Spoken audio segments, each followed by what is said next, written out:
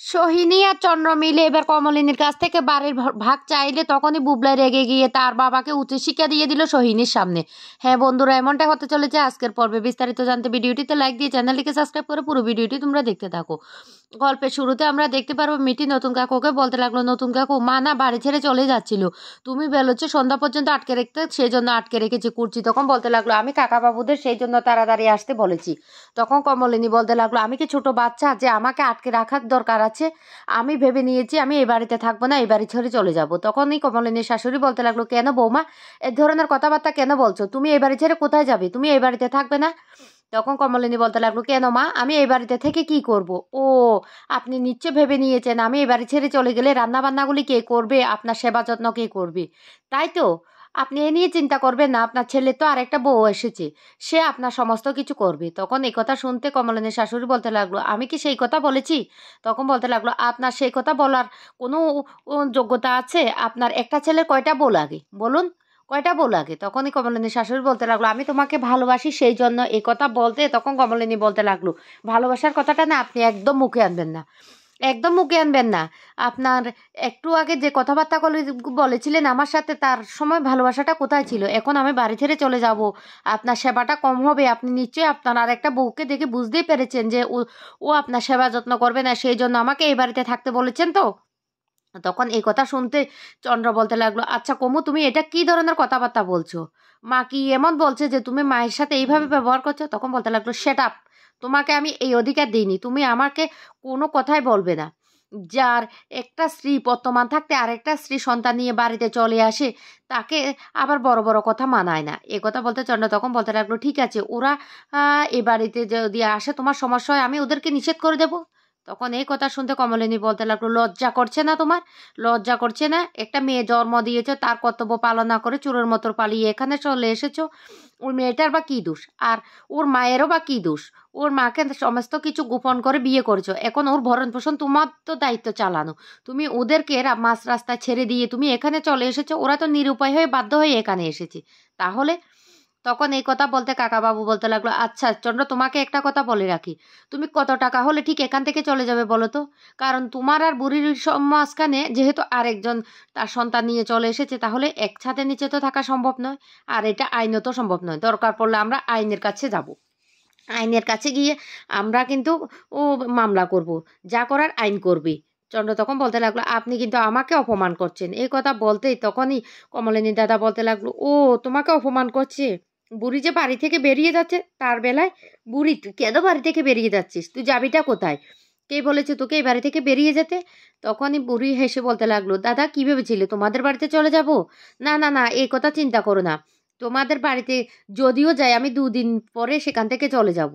তুমি ভয় পেও না যে তোমাদের বাড়িতে আমি থাকতে যাচ্ছি। এই কথা বলতে কমলিনী দাদা তখন বলতে লাগলো তুই এটা কি কোন ধরনের কথাবার্তা বলছিস? কিভাবে এটা বলতে পারছিস? আরে তুই আমাকে এতটাই চিনিস? কাকাবাবু তখন বলতে লাগলো আরে বুড়ির থাকা নিয়ে কেউ এতটা চিন্তিত হইও না। আমি যতক্ষণ পর্যন্ত বেঁচে আছি না, বুড়ির থাকা নিয়ে কেউ কোনো কথা ভাববে না, কারণ বুড়ি এই থাকার ব্যবস্থা আমি করতে পারবো। তখন চন্দ্র বলতে লাগলো না, ওরা যেহেতু এই বাড়িতে আসলে একটা সমস্যা হয়ে যাচ্ছে, তাই আমি বলছি কমু আমি ওদেরকে এই বাড়িতে আসতে নিষেধ করে দেব। তখনই নতুন বলতে লাগলো থাক থাক চন্দ্র, তুই এ কথা আর বলিস না। বৌঠান, আজকে তোমার জন্মদিন, এভাবে জন্মদিনটা নষ্ট করো না। হ্যাপি বার্থডে বৌঠান। এই কথা বলার সাথে সাথে কমলিনী অবাক হয়ে তাকিয়ে থাকে আর বলতে লাগলো আজকে তোমার জন্মদিনে আমি তোমাকে একটা উপহার দিতে চাই, যে উপহারটা আমার আরও অনেক আগে দেওয়ার দরকার ছিল কিন্তু আমি দিতে পারিনি, তাই আজকে আমি তোমাকে উপহারটা দিতে চাই। তখন কমলিনী অবাক হয়ে তাকিয়ে থাকে আর নতুন তখন বলতে লাগলো আইনত আমি সমস্ত কাগজপত্র করে নিয়ে এসেছি, আজকে থেকে এই বাড়িটা তোমার। তোমার এই বাড়িতে তুমি কাকে রাখবে কাকে রাখবে না এটা কিন্তু একান্ত তোমার ব্যক্তিগত ব্যাপার। তাই আমি বাড়ির দলিলটা তোমার নামে করে নিয়ে এসেছি তোমার জন্মদিনে উপহার দেবো বলে।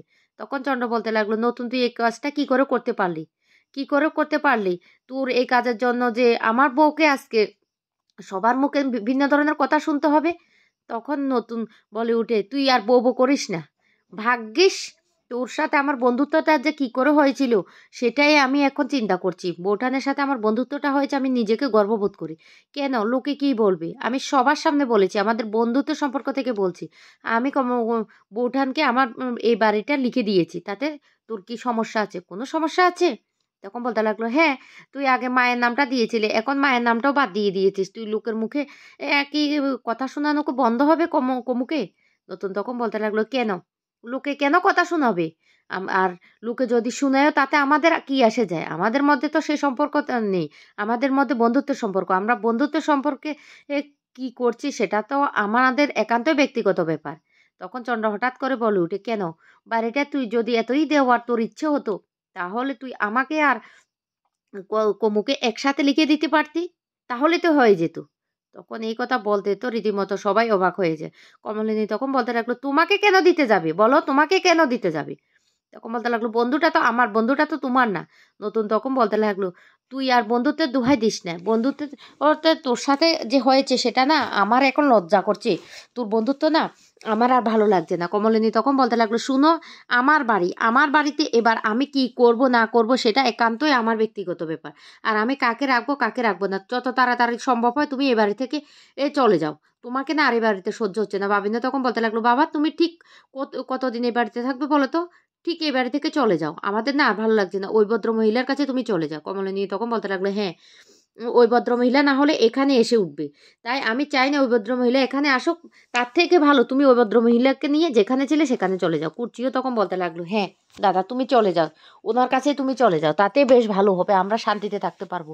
তখন চন্দ্রমা বলতে লাগলো, এই তোরা কি কথাবার্তা বলছিস? কি কথাবার্তা বলছিস? আমার ছেলে এখান থেকে চলে যাবে? চলে যাবে? আমি আমার ছেলেকে যেতে দেব? তখন কমলিনী বলতে লাগলো, কেন দেবেন না? তাহলে আপনিও আপনার ছেলের সাথে চলে যান। তখন কমলিনীর শাশুড়ি বলতে লাগলো, ও তুমি কি আমাকে বাড়ি থেকে বের করে দিতে চাইছো? কমলিনী তখন বলতে লাগলো, না, আমি তো আপনাকে বের করে দিতে চাইছি না। আপনি যেহেতু এত সন্তান সন্ধান করছেন, আপনি তো এখনো আপনার সন্তানকে চিনতে পারেননি। আপনার সন্তানের এখানে একমাত্র এসেছে কিছু টাকা পয়সা হাতিয়ে নেওয়ার জন্য। কারণ ওনার হাতে তো একটা টাকাও নেই, তাই উনি ভেবেছেন এখানে এসে কিছু টাকা পয়সা হাতিয়ে নিয়ে ওনার কাছে চলে যাবেন, আর না হয় ওনার কাছে আর ফিরেই যাবেন না, এটাই ভেবে নিয়েছেন। তখন বলতে লাগলো, কমু তুমি আমাকে কিন্তু রীতিমতো অপমান করছো, তুমি আমাকে ভিখারি ভাবছো। এই কথা বলতে কমলিনীর কাকা তখন বলে উঠে, হ্যাঁ, তোমাকে তো ভিখারি ভাবারই কথা। ঠিক তোমার কত টাকা লাগবে বলো তো? তোমার কত টাকা লাগবে বলো, আমরা সবাই মিলে টাকাটা চাঁদা তুলে দিয়ে তোমাকে এবারে ছেড়ে চলে যেতে হবে। তখন চন্দ্র তার মাকে ধরে বলতে লাগলো, মা তুমি বুঝতে পারছো না? মা তুমি বুঝতে পারছো না? ওরা আমাকে ভুল ভাবছে, আমি টাকার জন্য ফিরে আসিনি, আমি তোমার কাছে থাকার জন্য এই বাড়িতে এসেছি, বিশ্বাস করো মা। তখন চন্দ্রের মা বলতে লাগলো, আমি বিশ্বাস করি, আমি আমার ছেলেকে বিশ্বাস করি, আমার ছেলে টাকার জন্য এই বাড়িতে আসেনি, আমার ছেলে আমার কাছে ফিরে এসেছে। কমলিনী তখন বলতে লাগলো, মা আপনি এখনো আপনার ছেলেকে বিশ্বাস করে উঠতে পারলেন না। যেদিন আপনি বিশ্বাস করবেন না সেই দিন আপনি আমার কথাটা মনে করবেন। আর আমিও তো আছি, আমিও দেখে নেব। আর চন্দ্র তোমাকে আমি একটা কথা বলে রাখি, তুমি এই বাড়ি থেকে চলে যাবে এটাই হলো আমার কথা। তুমি এই বাড়িতে থাকলে আমার না একদম ভালো লাগে না, আমি কমফোর্টেবলও করতে পারি না। যাই আমি চাইছি তুমি এ বাড়ি ছেড়ে চলে যাও। চন্দ্র তখন বলতে লাগলো, হ্যাঁ, আমি এ বাড়ি ছেড়ে চলে যাব। আইনত একটা মেয়েকে যদি ডিভোর্স দিতে হয় তাকে টাকা পয়সা দিতে হয়। আর যেহেতু একটা স্ত্রী আমার কাছ থেকে ডিভোর্স চাইছে, সে হলো আমার স্ত্রী, আমাকে তো কিছু দিতে হবে। কমলিনী তখন বলতে লাগলো, এই তো কথায় এসেছে। কথায় এই তো এসেছে যে ও টাকার জন্য এই কাজটা করছে। তখন বলতে লাগলো, না। নতুন তখন বলতে লাগলো, এই চন্দ্র তুই আর কথা ঘুরাবি না, তুই যেটা চাইছিস সেটাই হবে। তোর কত টাকা লাগবে তুই আমাদেরকে বলে দিবি, আমি কাকা বাবু আর দাদা মিলে আমরা টাকাটা তোর দিয়ে দেব। তবে তুই এ বাড়িতে থাকতে পারবি না, তুই এ বাড়ি ছেড়ে চলে যাবি। বুবলাই তখন বলতে লাগলো, মা তুমি কিন্তু বাবার সাথে এইভাবে কথা বলতে পারো না। তখনই কমলিনী রেগে যাওয়ার বলতে লাগলো, সেট আপ, তোকে কে অধিকার দিয়েছে আমার উপর কথা বলতে? এই বাড়িটা এখন আমার, আমি চাইলে না তোকেও এই বাড়ি থেকে বের করে দিতে পারি। তখন বলতে লাগলো, ও বুঝতে পারছি, আমি তো এখন তোমাদের কাটা হয়ে গেছি, সেই জন্য আমাকে এই বাড়ি থেকে বের করে দিতে চাইছো। ঠিক আছে ঠিক আছে, আমরা চলে যাবো ওই বাড়ি থেকে। নতুন তখন বলতে লাগলো, আমি না এই দিনটা দেখতে চাইনি, আমি সত্যি চেয়েছিলাম এ বাড়ির সবাই একসাথে থাকুক, সুখে শান্তিতে থাকুক, কিন্তু সেটা তো আর